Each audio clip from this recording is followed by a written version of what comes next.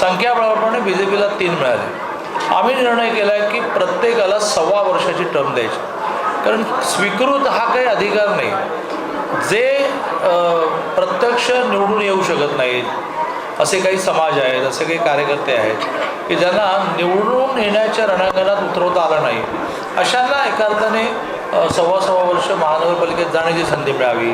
3ला multiply by 4 असे 12 जणांना नजीकच्या 5 वर्षामध्ये संधी देणार आहोत.